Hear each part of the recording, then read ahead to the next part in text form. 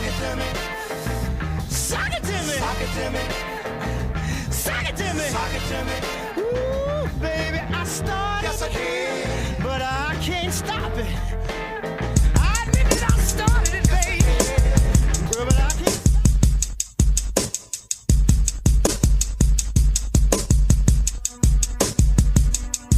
Louisiana All-American Sports Show. Louisiana All-American Sports Show. Louisiana All-American Sports Show. Louisiana All-American Sports Show. Louisiana All-American Sports Show. Louisiana All-American Sports Show. Louisiana. If the sports you want to talk about, then listen to the hottest show that's coming out the South. It's Derrick Hatfield and Coach Perry Daniels, man. They're gonna sit you down and tell you all about the game and make it plain. 96.9 FM, that's the station. To hear the best sports talk show in the nation. Without hesitation, you should get with this. You get your popcorn ready, boy, you better not miss. Louisiana All-American Sports Show. Louisiana All-American Sports Show. Louisiana All-American Sports Show. Louisiana. Joker B. Good morning, ladies and gentlemen. Welcome to another episode of the Louisiana All-American Sports Show. I am Derrick Thomas, and right now it's just me and Coach Perry Daniels on the line. Give me a moment while I get him queued up. You know, it's Saturday, August 4th. You know, the first weekend of August. Perry, what's going on in the nation's capital? It's a beautiful day in the nation's capital, Derrick. Happy to be a part of the Louisiana All-American Sports Show. We've got a special show today. We've got a special guest coming up at the bottom of the hour. Man, we're going to have a nice special surprise for those of you listening. If you're familiar with the Netflix show, Last Chance U, you want to stick around for the bottom of the show, the bottom of the hour, where we'll have Coach Lawann Latson, the wide receivers coach of season 3, on our show today. And he is a Louisiana native. Absolutely. Hey, Derrick, also, though, man, I want to wish, those of you that have listened to Louisiana All-American Sports for a while, you know that I end every show with an ADT JNS sign-off. And today is the 27th birthday of the S of the ADT JNS. So my baby girl turned 27. Dun, dun, dun, dun, dun, dun, dun. Happy birthday. You don't want me to sing. Oh, come on, hey, the voice is here. Hey, I don't think you want me to sing either. I just do it at the beginning. People are used to it by now. They're accustomed to it. They kind of roll their eyes and get through it. Good morning. This is Derrick Hatfield. I'm one of the late birds today. But I don't want to interrupt. You guys had a flow going. I don't want to be a fly in the ointment. I mean, you part of the flow, man. What you talking about? You know? Oh, boy. He is the flow. It's just good to be here today. It's good to be here another Saturday. And hey, I've been setting this up for at the beginning of every show for the last 4 or 5 weeks now. How, man, we're getting close to football. Hey, that first ball went live in the NFL preseason on Thursday night. It was actually, as far as preseason goes, was a very entertaining game. And hey, football's here. And I see Derrick has the Pro Football Hall of Fame screen up. I don't want to jump out of order, but I am very excited to talk about. We got to talk football at some point today, and I can't wait. But it is football season. Yep, it's here. It's how you got those friends. Football season. If you've got any friends who can't wait for hunting season, or who can't wait for whatever season people look forward to, it is football season, and in this part of the country, oh boy, it's on. It is like a 5-month. I cannot think of the word, but it is on. It is when 2 days of the week are completely owned by a piece of pigskin with laces through it, and we all understand why. Yes, and actually, 3 days. Friday. Oh yes, what am Saturday, I talking about? Sunday. What am I talking about? And sometimes Thursday and Monday. Right, exactly. You know? And of course, Those Fridays, of course, will be spent. Well, the reason I feel like a boob for not even mentioning Fridays because you'll be spending a lot of your Fridays with Derrick and myself and hopefully some of the other gang. As you know, as another season of high school football is right around the corner, and you'll be able to catch it every Friday night at 7 o'clock here on 96.9 FM WHYR LP Baton Rouge Community Radio, streaming at WHYR.org. All right, speaking of football. Hey guys, hold on real quick. That you all just reminded me of a cartoon that I once saw in The Advocate of a lady with a vacuum cleaner pushing her vacuum cleaner in front of a TV, and the TV says, "Welcome to Wednesday morning football." Oh, that poor lady. We're not that far away from it at the rate that everybody's going. Oh, well, we are not that far away. Of course, the good news is that Thursday and Monday, that's what you call, that's for your junkies. You know, the way that Thursday night football's gone, you know, it's kind of like if you got to have it, there it is. And Monday night football, unfortunately, has become the same, but it's football nonetheless. We'll take it any way we can get it. So, look, like I said, I know I jumped in late. Were we going anywhere with high school or anything like that? Yeah, Perry has some high school news he wants to talk about as far as a new coach. Okie dokie. Yes, I want to congratulate Coach Dorset Buckles, who is now the head football coach at Friendly Capital High School. Oh. And Coach Buckles he was actually the first signee of Coach Nick Saban when Coach Saban came to the LSU Tigers. How about that? Awesome. How about that? That's a good pedigree for a school. I mean, let's face it. We talked when we get on the high school. You want to talk about a legacy brand in Baton Rouge high school football that is just for a lot of reasons, some of which are monetary, some of which I guess are academic, and I don't understand that part of it, and resources, and it has just unfortunately sailed in the opposite direction in the last 10 or 15 years. That is a really impressive connection, if you will, degree of separation from obviously a Hall of Fame coach for Capital to pick up. Now, do we know anything about his high? Does he have any other high school head coaching experience, Perry, or other head coaching? No, this is actually I was telling Derrick off air, Eric, before you came in that Coach Buckles is a longtime middle school coach in the Baton Rouge area, and Kenilworth Middle School was one of the middle schools that I was assigned to while I was on the staff of Madison Prep to go visit every week, and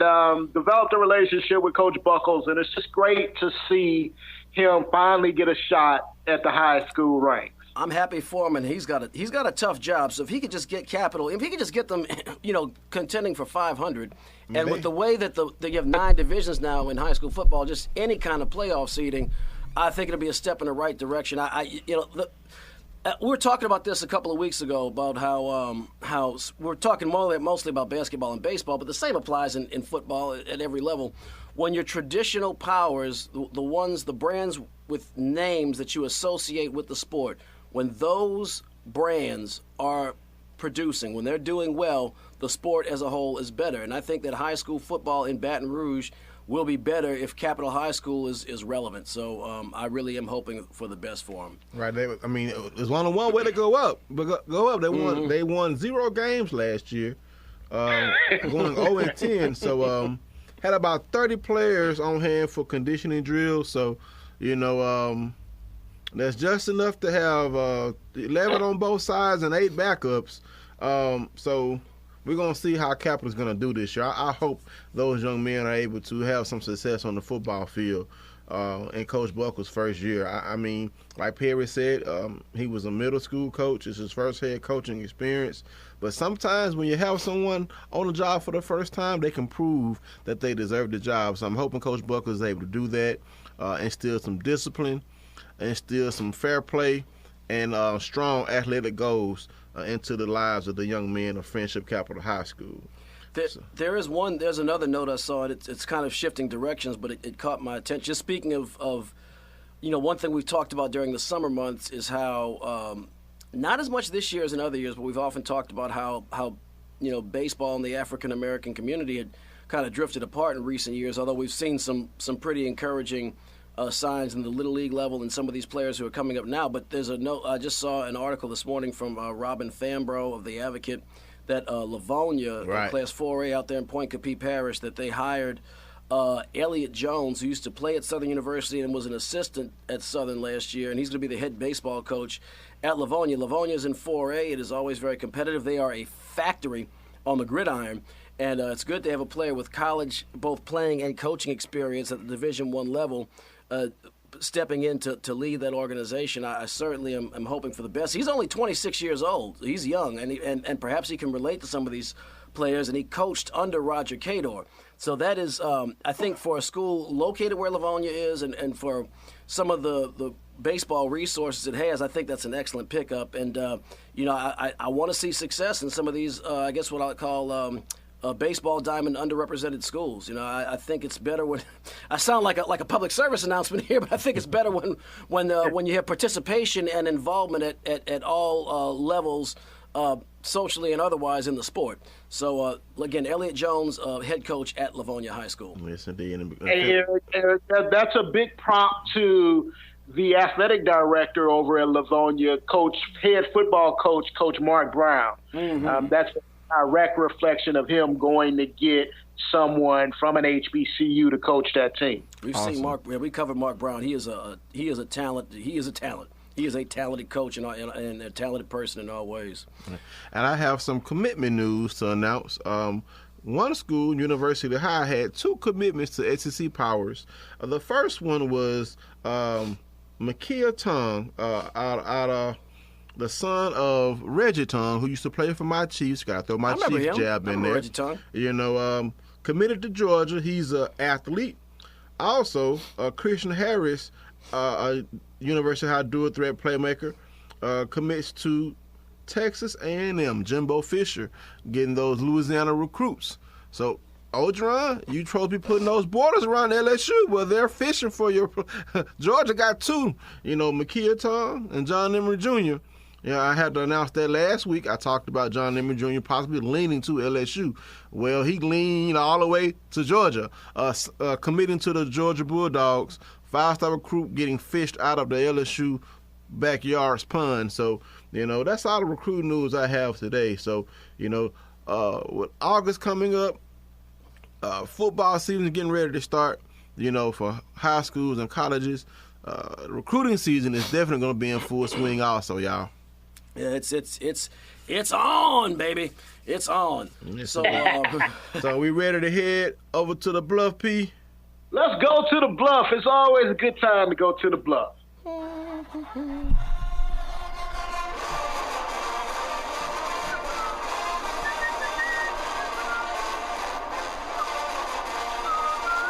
I swear when I hear this song, all I hear is Devil's Gun.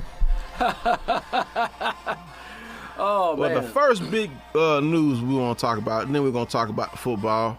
Brianna Green, former Southern University Jaguar star, is taking her talents to Europe. Waiting for my article to load up here.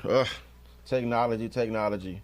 But if you watch Southern women's basketball the past couple of years, Brianna Green was a do everything force on the basketball court. She will go to Europe to play for the Dublin, Ireland for the Lifey Celtics in the Super League. She inked her contract on August 1st and will join her new squad September 2nd. Lifey Celtics were crowned Women's Super League regular season champion this past season with a 13-2 mark. So she's joining a winning squad.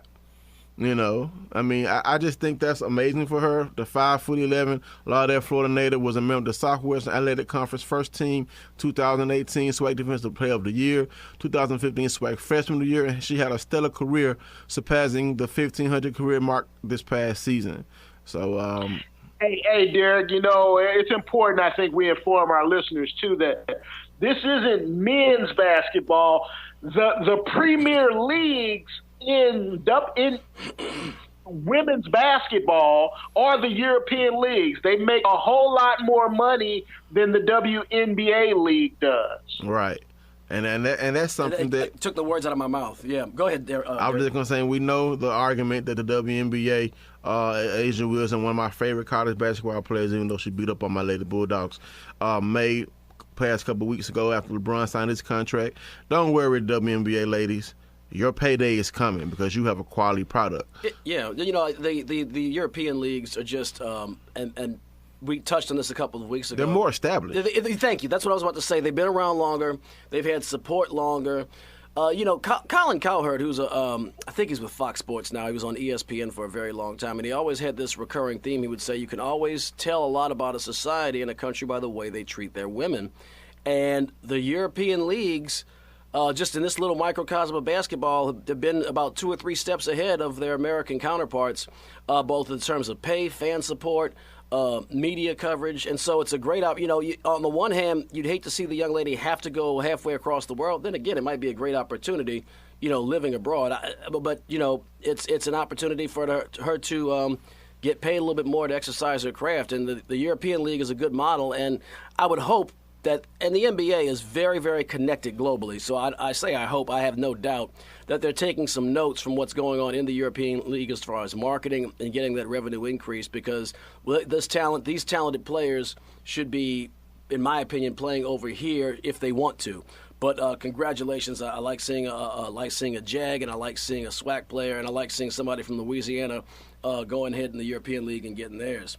I have another note on the gridiron. Folks, is that I'm trying to think of a way to put this together. The Prophet, Darbion Prophet. That name sounds familiar. It's because we covered quite a bit of Southern Lab football. excuse me, in their runs up to their 2 state champions, and they were runner-up in the state championship game 2 years prior to that. Darbion Prophet was an incredible running back. He couldn't have been more than 5'6", 5'7", but he was like a bowling ball, and you could not bring him down. Absolutely dominated on the high school level. He is a running back at Southern University, but he has not played since the 2016 season. He missed all of last year with a hamstring industry. Good grief. A hamstring injury. There we go. My goodness. With a hamstring injury, and he is returning. He's supposedly 100% healthy based on Mike Gegenheimer's article in The Advocate this morning. Let me tell you, that's going to be a solid running back by committee. Those are his own words. Of course, you're going to have, you're going to have Devin Ben, who's he's a speedster. Yeah, he's got some get up, and John Lampley, assuming he's the quarterback. Also, he had 118 yards on the ground, so you have a potent backfield there at Southern. But Darbion Prophet gives you power. It's going to give you power that they didn't have last year in his absence. So I'm glad he's back. I'm glad he's healthy. I hope he gets these carries.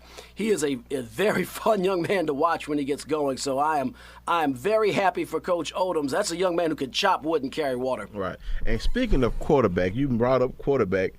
It's no longer a 5-man race for quarterback. It's now a 3-man race. John Lampley, Glennon McDaniel remain in front runners, but Ladarius Skelton is still in the hunt. That leaves transfer DJ Wright and Kobe Lane out. So will one of them leave? One of them switch positions? I guess we'll find out.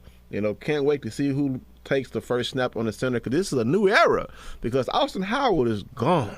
Yeah, it's the all-time Southern leader in passing is gone. Feels really strange. He's still on campus in grad school making A's. Oh, good for him.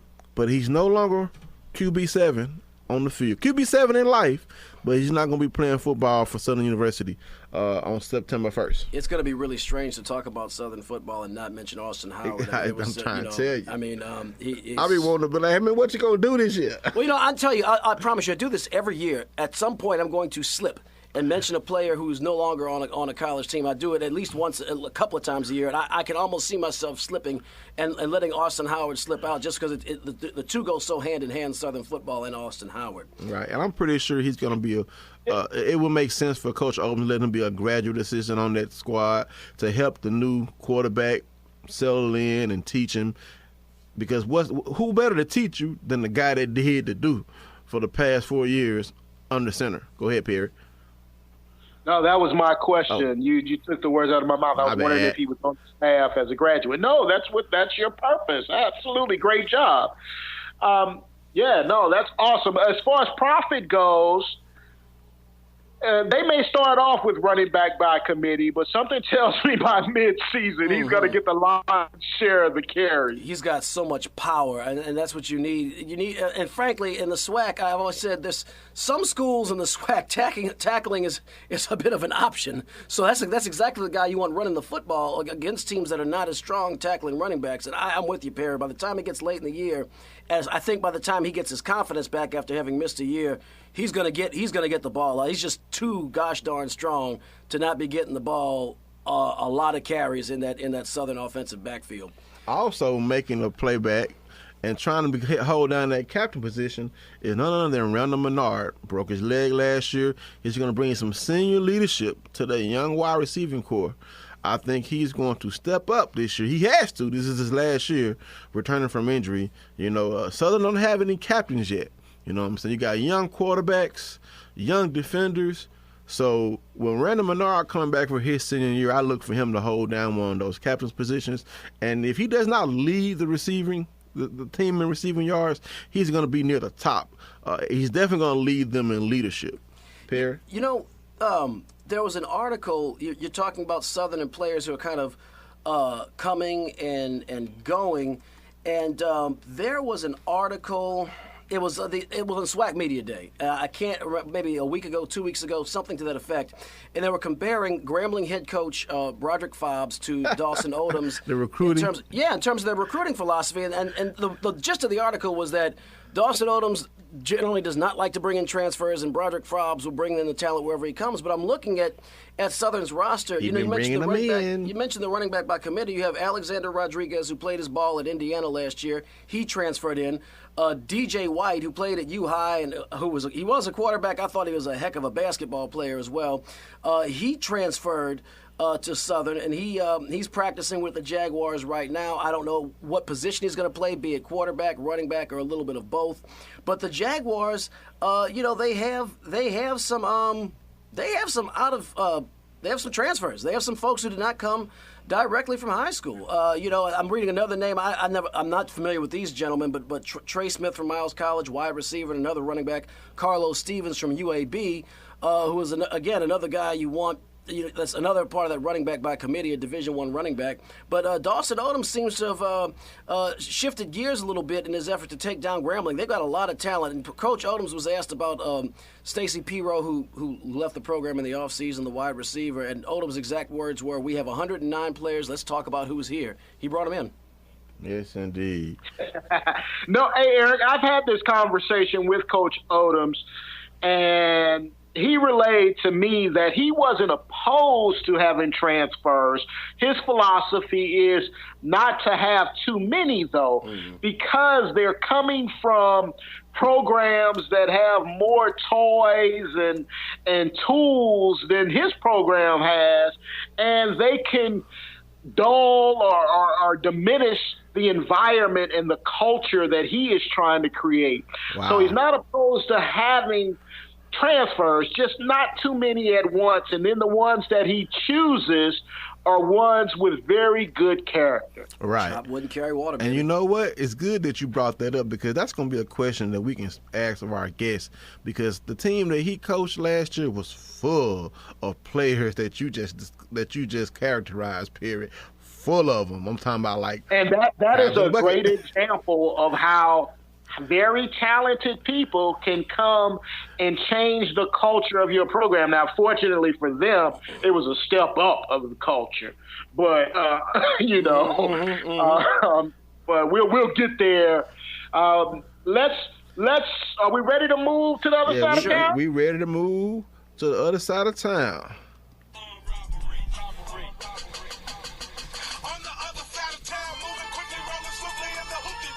Oh, yeah. Man.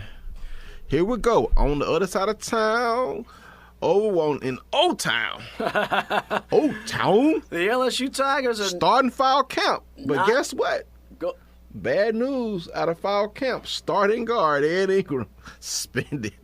Whoa, okay, catch me up, brother. That's news to me. All they're saying is it's a violation of team rules. He was a true freshman last year that started every game, and he has been suspended. Damian Lewis is going to step in as a starting guard.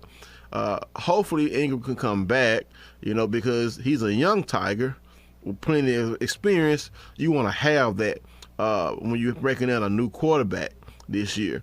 Coach Orgeron, not playing any games. If you mess up, I'm going to suspend you. I don't care who you are. Well, you want that kind of discipline, too. You got to have that. It can't be for more than a game or two. I can't imagine him benching his starting guard going into SEC play. But I think he made his position very clear. And, it's funny, too, because, and I'm getting on a little bit of a sidebar, but team rules are things that you and I, not, having played D1 college football, might not think are all that serious. It could be missing a curfew or class or practice. But let me tell you, man, they don't play because discipline is a critical part of running a program. You have in the neighborhood of 100, probably when you include the walk-ons, over 100 young men on that team, and you got to have that army marching in line. So if you got to slap a starter on the hand, that's what it takes. It gets the message across to the rest. It's going to benefit everyone in the long run. As bad as that offensive line has been recently, it better have been something serious. Yeah.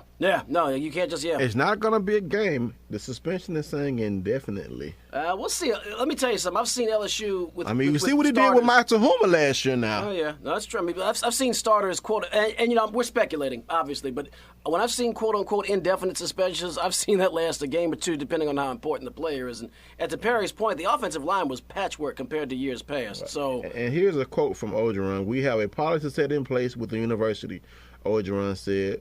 He broke their policy, so we just need to see what happens. That's coming from the Advocates article by Brooks Cabina. He broke some rule and then got him suspended indefinitely. So I heard another quote from Ed Orgeron on that situation, and I actually managed to save it to MP3. This was what he had to say about that situation. Hold on, here we go. Clip 1.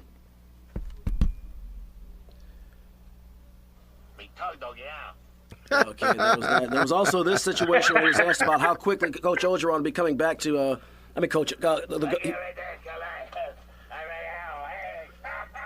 And finally, when I asked him about the lack of depth and he's going to have a new quarterback and the protection that he'd have, this was Orgeron's response.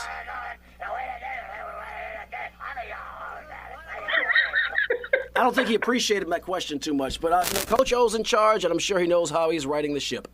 Yes, indeed. Speaking of competitions, we got competition at quarterback at the top spot. You got four guys.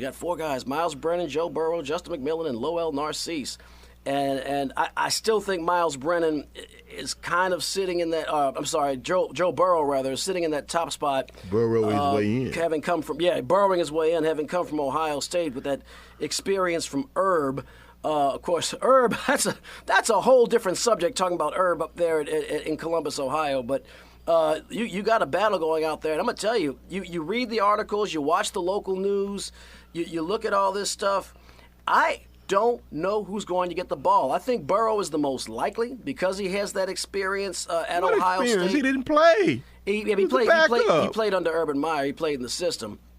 I think I just get the feeling they went. He was one of those guys who was heavily recruited as a college transfer. I know the other school was a Big East school or something. I think it was they guaranteed him the job. I think that's where they're going with that. But they got some talent. They're going to have to step it up. The other embarrassment of riches they have, you got Nick Brossette, who has never gotten to really touch the field the way he deserves to, and Clyde Edwards-Helaire in that backfield, who was a stud at Catholic High School. They were, I guess you could say, rivals of sorts, as they were both blue-chip recruits in the high school level, and they're both competing for that starting job. I just want to see one of those guys step it up. Well, it's fun. Well, it's funny you bring up Nick Brossette, because me and Perry had this conversation earlier. We have a quote from Orgeron about Nick Brossette. A fumble in the game, and then afterwards your coach called you the third-team tailback. Yesterday there was a soundbite that's starting to make its way around that features you as well. Here he is. I'll let you hear it. All right. Proven yet, but Clyde Edwards-Helaire is going to be fantastic. He's going to be dynamite. Nick Brosette's a good running back, good zone runner. I really feel. Wow. He called him a great, not great, but good running back. Yes, indeed. Perry. Oh, let me get Perry back on. Perry, you there? Derek, I'm here. Yeah, we just had that quote by Orgeron and about Nick Brossette. And yeah, you and I had this discussion prior. I totally understand or comprehend why Coach Orgeron would choose his words so carefully when talking about his running back. It's the beginning of the season. The 2018 team has not stepped on the field yet. I would never want to label one of my players as being great before we ever touch the field. I don't care who you are. Right now, we're just good. And that's a compliment. That's an extreme compliment, labeling him good. Right. Now, come game 8 or 9, and he's rushed for 900 yards. Now, I might label him great. But before we touch the field, he's just good at best. I think that's the correct. And Nick Brossette has definitely had he's been a profile in, I don't want to say underachievement, but definitely falling below very, very high expectations when he came here. So I do think you want to kind of give out the good word carefully. I think it's going to be a nice 1-2 punch with Brossette and Helaire. I have optimism, but Brossette's got to show me. Well, here's the thing, though, E. Whenever Coach Orgeron's been talking about running backs, he's been talking about Helaire, Curry, and the other young backs, not necessarily mentioning Brossette as being a factor. I'm a Nick Brossette fan. I've known Nick Brossette ever since I coached his little brother with the SBR Jaguars. I'm rooting for him. I think it's his time to shine. He waited behind 2 NFL running backs, maybe even 3. I think if Derrick Williams is still in the league. Right. He's a senior now. He needs to step up and show that he is the man. Speaking of the man, we have our guest on the line. Yes, and our guest, Coach Latson, are you there? Yes, I'm here. All right, ladies and gentlemen, introduce you to Coach Lawann Latson. He is a Louisiana native out of Shreveport, Woodlawn. He starred at Northwestern State University. He has went to NFL training camps, coached several colleges and high schools. He coached Terrence Marshall, the #1 wide receiver in the state. He was nicknamed Lightning at Northwestern State, and is also one of the strongest men on the team, bench pressing more than 210% of his body weight. Lifting 370 pounds. Pound for pound. That's strong. Welcome to the Louisiana All-American Sports Show, Coach Lawann Latson. Oh, thank you. I'm glad to be a part of the show. And he also starred in season 3 of Last Chance U. That's how I found Coach Latson. I was watching the show, and I saw this wide receivers coach. He was giving good advice, and he did not back down from the foul-mouthed head coach of Indy. And when I researched him, I said, this guy's from Louisiana. No wonder he wasn't afraid of Coach Brown. He wasn't finna back down from Brown. And when I saw he was from Louisiana, I reached out to him, and we had a conversation, and he agreed to come on our show to talk about his experience at Last Chance U, his football playing career, and his coaching career, and what he's doing now. I want to thank you, Coach Latson, for taking time out of your Saturday to come on and talk with us. How you doing? I'm good, man. I'm glad you guys reached out for me to be on the show. Yes, indeed. So we're going to have to Perry, are you there? Yes, sir. All right. You want to well, Coach Latson, go ahead and tell us a little bit about yourself. Well, I coached football. Started out coaching after I finished training there with Troy Upwards in Shreveport. I'm from Shreveport, Louisiana. My background was working with a lot of receivers from my area, such as Troy, Nez Battles, a lot of those guys that come from the same city that I'm in. And I actually got into coaching with my ex-head coach, Coach Dennis Dunn, who who was my high school coach there at Woodlawn, and he went on to coach at Evangel, and then he ended up at Louisiana College there in Pineville. So that's where I started my first coaching career, there in Pineville, Louisiana. And from that point on, I've been grinding it out, trying to, get to that pinnacle position where, you're coaching at a major D1 school. Yes, indeed. Absolutely. Coach, well, once again, we want to welcome you to the show. Before we get into the television show, The Last Chance U and your stint in Kansas, we want to talk about Evangel a little bit, with it being such a historic Louisiana high school program. If you could kind of talk about that program and the accomplishments that you had while there. Well, yeah, I was with Evangel in 2010. We played John Curtis in the state championship, and we ended up beating them in that year. I was there with Coach Phillip Dees and Coach Byron Dawson, who's the head coach now. So I spent a year with those guys. That was my first year ever coaching high school football. And we had a really good team that year. Like I say, we won the state championship. I coached Trent Taylor. He was one of my little stud receivers there, who's with the San Francisco 49ers. And as a whole, Evangel just does a great job, man. Coach Dawson, he gets those guys really prepared for college. And so that was the stepping down from coaching college ball. I wanted to try to coach at the highest level of high school because so I chose Evangel because that's what they are. They one of the preeminent high schools in the country. So from there, let's talk about this trip to Kansas. Coach, you and I spoke yesterday, and that show was a very difficult thing for me to watch. And I had to watch it as preparation for this show. And I couldn't even make it through all 8 episodes, as I communicated to you yesterday.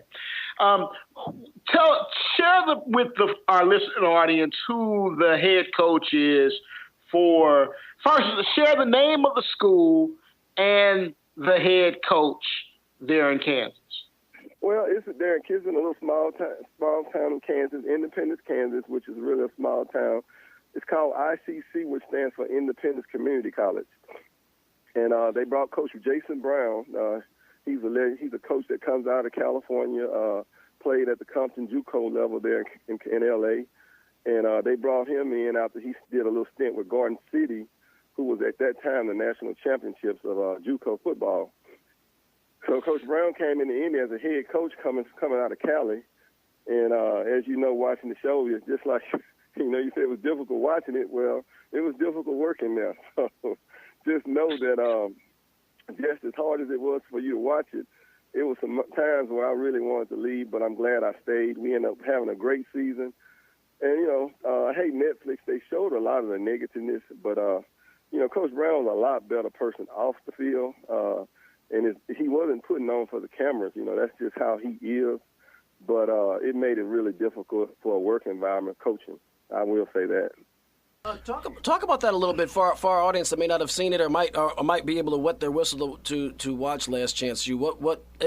Obviously we're on the radio, we're a family-friendly show, but to the best of your ability to talk about some of those challenges. Well, like he said, you got to have a tough skin working with Coach Brown.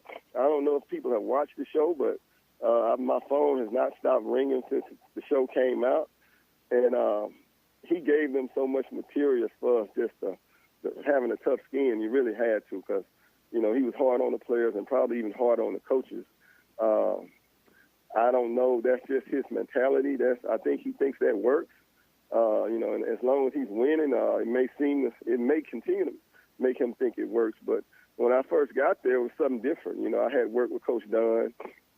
I've worked with Coach Dooley at La Tech, Coach Pivotal at Northwestern, and it was just a total different style of coaching for me, being in that profession. So, but like I say, that's what he believes that works. And like he said, if they come back this year, they're going to get the same old you-know-what. So that's pretty much how he looks at it. Let me say this, Coach. From being a former coach, and Eric has witnessed this as well. Eric, this is the same personality that we've run across while covering some high school coaches there in Louisiana, although it's to the 10th degree. This guy is a bully, and I hate a bully. I hate a bully. And this guy, it's emotional abuse, it is verbal abuse, and it's justified and tolerated by the school because he wins. And it's the same thing at the high school level that we see. People are more discreet than Coach Brown is at the high school level. I wonder how these kids will be 10 and 15 years from now, emotionally. How will they look back and view that? And how will they be stability-wise? Because from my perspective, Coach Latson, it is damaging to the overall being when you speak to them that way, using that profanity, and it gets them accustomed to being treated that way. Your thoughts? It also gives them the thing I had a issue with, my style of coaching is totally different. Me and him, we had some words off the camera as far as the way I approach the game of coaching. I tend not to curse at my players, and he thought that was more of a soft method, which I disagree totally with. But when you're dealing with inner city kids, because at a JUCO, that's mostly what you're going to have. You're going to be dealing with a lot of inner city kids that come from, those single mother homes and never probably had a male figure. And I didn't agree with the verbal usage that he chose to use. Like I say, but that's his style. He thinks it works. And a lot of time those kids, man, I was talking about on the show when I said the swag, they gravitated to that, but I don't think that's a positive for them, because that's the very thing that they should be, moving away from, coming out of those inner cities. But he kind of gets on their level with the language and more of the prep talk, how he gets it done. And those kids just, and it's the very, very thing that they don't need, because they'll leave there thinking that that's okay. And you can't live in society and go get a job talking, using that type of language. It seems like that kind of environment, it might be, I'm not saying I agree with it. I've done my very, very, my level of coaching is a drop in the water compared to any guest we've had on the show. But my philosophy has been probably not to use that kind of language, to kind of have more of the quiet strength approach. But there are yellers and screamers, and there are successful yellers and screamers. Nick Saban comes to mind. I'm thinking to myself, if you're looking at either kids who are at, say, Power 5 conference, which is a quasi-professional environment. No, they're not getting a paycheck, but there is a certain level of self-esteem they have built up for themselves. Some of them are auditioning for NFL jobs. Some of them will be very well taken care of after college in the community. There's a different level of play and expectation, and certainly in the NFL, these are all grown men who are cashing a paycheck, and coaches, I think, feel justified in doing whatever it takes to win, because that's the bottom line. Do you think that approach might be more appropriate or less inappropriate at a Power 5 or an NFL level where the stakes are higher and there's more booty to be gained, for lack of another term, using a pirate term, as opposed to kids who really are on their last chance, do come from a lot of them come from disadvantaged backgrounds and have one last shot to avoid just kind of being unaccomplished and being a nobody almost. I mean, do you think it's just different because of that level of competition? Am I making sense? I know I'm kind of rattling a little bit here. No, I understand what you're asking. No, I don't. I just don't think there's no place for it, period. But it works. It works for us. It works for at Indy. I guess it's worked there where Coach Brown's been. And like I say, he loves the kid. He loves hard. He's not.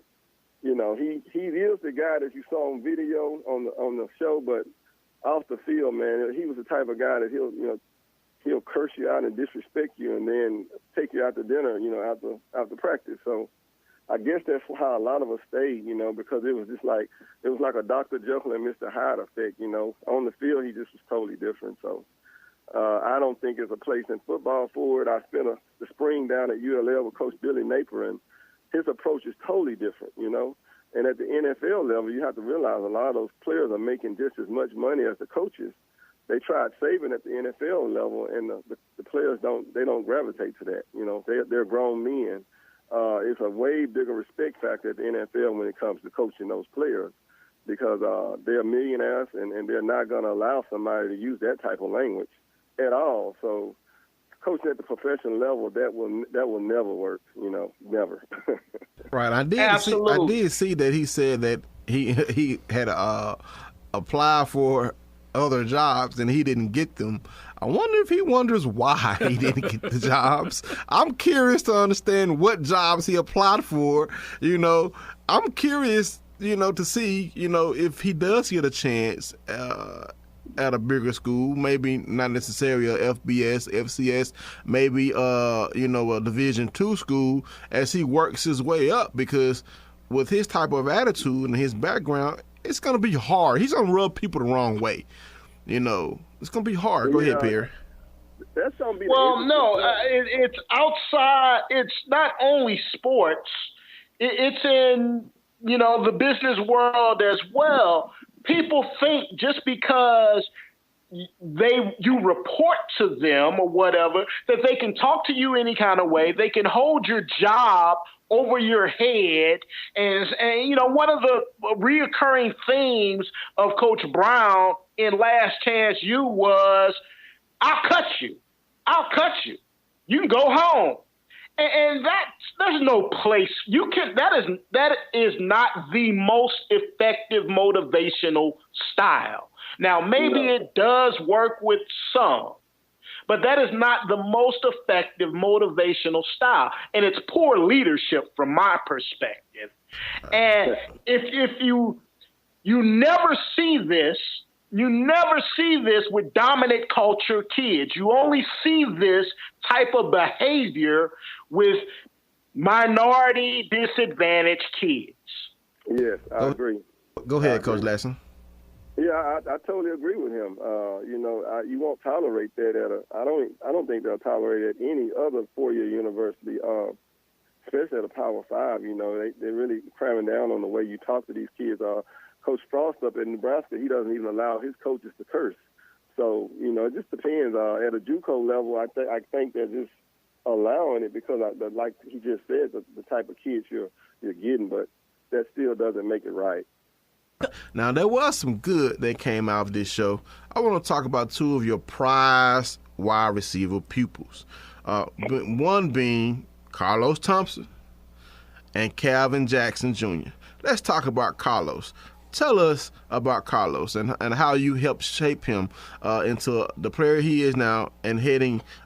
He's going to Division II program, Missouri Western, one of the top Division II programs. Talk to us about Carlos.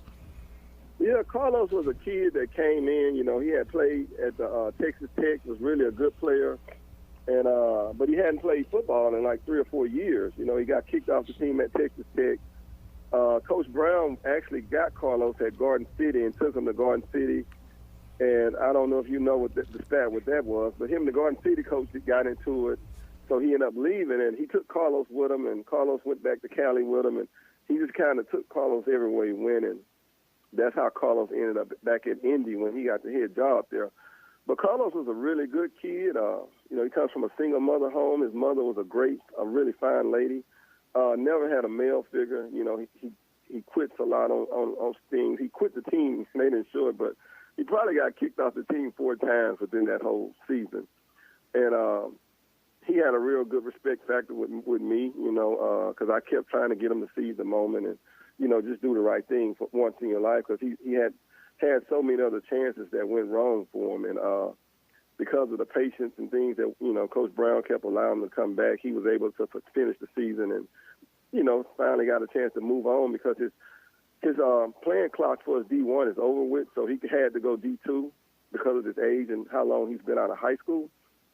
But I'm glad that he was able to, you know, finally finish something in his life and move forward. And I wish the best for him at Missouri Western, because he's really a good player. it just depends on if he's going to be able to keep it all together, you know. Coach. Right. And up next, Calvin Jackson. He committed to play at Washington State University. Yeah, Calvin's going to Washington State. We call him CJ, very good talent. You know, if he works at it, man, we'll see him play on Sundays, of course. His dad played in the NFL. So he comes from a more sound family home environment. He was not one of the problem kids on the, players on the team. More of a leader type, good kid, did his grades well, and really was a phenomenal player also. So Calvin was just totally different. You know, he kind of had his mind made up that he was going to do right, and his parents was always in his ear, so that made a big difference. So that's why he ended up at Washington State, and he should do well this year up there with Washington State. And speaking of transitioning really quick from Calvin Jackson, who do we have coming up in 10 minutes? We've got Noel Jackson with Music Satisfaction here on 96.9 FM, WHYR LP, Baton Rouge Community Radio. Coach, tell us about the aspect of having the television cameras, the show. Tell me what that was like. You have a vast coaching experience. I'm sure this is probably one of the first times you had that reality television cameras, kind of looking over your shoulder nonstop. Talk about that and how, if any, does it change your the environment, the working environment, coaching? Yeah, it was real difficult because the cameras was always there. They always wanted you mic'd up. You had a speaker on at all times. They actually used to get upset at me because I would turn it off. I wasn't big on being in front of the cameras. I just wanted to coach football. But it was very difficult, and now that watching the show, I'm kind of glad because they didn't show any football. They didn't show us coaching. We worked hard as coaches to win the conference, and all they showed was the negativeness on the whole show. You didn't see us actually doing any individual drills. You didn't come in the meeting rooms to see us going over film with the players. So after watching it, I'm really disappointed, man, because at East Mississippi, they showed more of coaching, actually coaching. And I thought it would be a plus going to Indy because of the show to give me some exposure, but because of the tactics of the head coach, and I guess he gave them so much footage, to where you don't see us doing any coaching on any of the show, on any of the episodes. And so with the cameras being there, because they were everywhere, they was at Indo, they came to all our meetings. So it's not that they don't have it, but they just chose not to show it. So they showed what they thought to get the TV ratings up.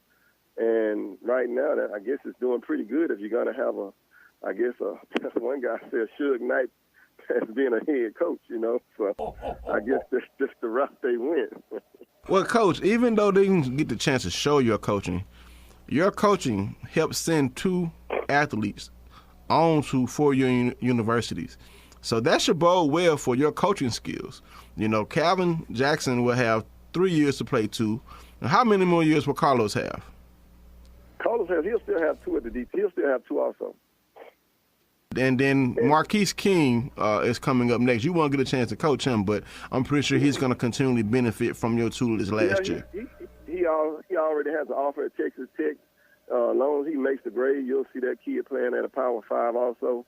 I tell people, man, and I have to put it out there, as a coach, I've coached 2 Biletnikoff awards. I've coached one guy that won it and another guy that came second place. And it ain't many people in the world can say that. I've coached 2 of them that has not just been the best receiver in the conference, but the best receiver in all of college football. So I've coached 2 of those guys, and they part of my pedigree. I call it wide receiver U, and those guys come from me. We both in the same area, and I mentored them, coached them, and they went on to do great things. Troy being a first-round draft pick, and now Terrence Marshall was the number 1 receiver in the country, which, I tell people all the time I expect for him to win in one of his 3 or 4 years at LSU, which I know is putting big expectations. But that'll give me 3 guys that went to college and that played college ball and was labeled the best receiver in college football. So I just got to keep plugging at it, You would think I would already be at a D1. But, you just got to keep going and keep putting out good work, and maybe one day it'll work out. Absolutely, Coach. We hope so. So currently, right now, you're not on any staff, correct? I entertained this week. I was going to take the job at Kentucky Wesleyan, which is a D2 up in Kentucky. Unfortunately, the part that people don't understand about college coaching is it's either feast or famine. And I have family. You know, my daughter's going to be a senior this year. If you're not coaching at a major D1 school, financially it could be tough. And I end up turning down the Kentucky Western job. I've actually turned down 3 jobs because just last year in Indy, I only made, $18,000, a year. So financially it's not good. But you don't do it for the money. You do it for your passion. I only coach because my passion is coaching receivers. So right now, I don't know if I'm going to take the Kentucky Western job. I have till tomorrow to let them know. And but I'm thinking about just sitting out the season. I'm thinking about, I got a friend of mine, J.J. Meadows, who played at the University of Arkansas. We both he has a training facility, and we were thinking about going on a side business and start training NFL guys up in Florida. So with my daughter being a senior, I may stick around and watch her play a little basketball and enjoy that time and see how it goes come at the coaching convention in January. Well, that's definitely a way to get back into coaching NFL guys and also coaching high-profile college prospects who will become NFL guys, something that you have done in your history. So you have proof to your pudding that you can do the job. Yeah, I've done it. That's how I got into coaching. I had my own training company called Pinnacle Sports Management, and people started to notice the guys that I had been working with, going to the NFL doing really well. And Coach Dunn was like, man, Coach, that's how I got into it. He wanted me to come down and be a mentor and a coach to the 2 guys he had that were really good at the time. And I told him, I'll give it a try. So I went up there and started coaching and fell in love with it, and been doing it ever since, just about. Coach, so we want to thank you for joining us today on Louisiana All-American Sports. We want to thank you for enduring what you endured last year and keeping your composure and representing very well. And see, it's not about yelling, those in the coaching profession, you could be a yeller. There's nothing wrong with yelling and talking very loudly or strongly at a kid. But allow that kid to maintain his character. As a coach, you are to uplift that athlete's character, not tear it down. I totally agree. And if you watch the show after the little stint where me kind of got into it, one of my players came up to me and was like, Coach, don't let him take you out of your character. And that's when I thought, I kind of had to regroup and realize that this ain't the way you want to do this. And I thank God for that, for that kid saying that, because that kind of calmed me down, because that's really not my character. So absolutely. Thank you again, Coach. Thank you again. Good luck to you in your career. Once you land somewhere, please come back and join us on Louisiana All-American Sports. We would love to have you. I will. And thank you guys for having me. Thank you, Coach. Very fascinating interview. Thanks so much. And I'm going to keep in touch with the coach, because we got a lot more conversations to have. I mean, when the first time I talked to Coach, we talked for about an hour. I mean, he has some stories. He's a good resource, especially being a Louisiana native. And I want to thank you, Coach, for responding back to me. And, hey, anytime you want to call in on Louisiana All-American Sports on Saturday mornings from 11 to 12, you want to call in and give us what you're going through, give us your football picks or anything like that, check in with Terrence, by all means, hey, Coach. I tell you this before we go, too. This year alone, when I was at Indy, do you know, 4 receiver jobs came open in the state at Southern, ULM, Grambling, who else? Northwestern, ULL. And I actually interviewed. I had an opportunity at the ULL, and I interviewed for the Southern job. And I've coached the best receivers to ever leave the state of Louisiana, with Troy Evans and Trent Taylor. You can just look at the records, it proves it. And I didn't get any one of those jobs, and I was so upset over that. But maybe, like I said, you got to keep grinding. Yes, indeed. Well, Coach, we're going to definitely be in touch with you. Thank you, and enjoy the rest of your Saturday. I appreciate it. Thank you. All right. That was fascinating. Hey, guys, that is just extremely frustrating to me to have folks out there coaching like that. Coach Brown should not be a coach, and I don't care how many kids he sends to Division I. That cannot be the barometer of whether or not you are a good coach. It is character. Folks need to write ICC and let them know that that man should not be in charge of our children. Folks should write Netflix and let them know that we do not want to see betrayals of our children being spoken to in that manner. Yes, indeed. Well, and look, you know what, Derek? No, here's the key. 20 seconds. Because people try to justify saying, oh, I'm trying to develop tough skin and tough character. But yet when you turn around and try to talk to them like that, they are appalled and they can't tolerate it. You can't have it both ways. You always got to swing two ways for it to be fair. Yes, indeed. We are literally out of time, Pete. Go ahead and do your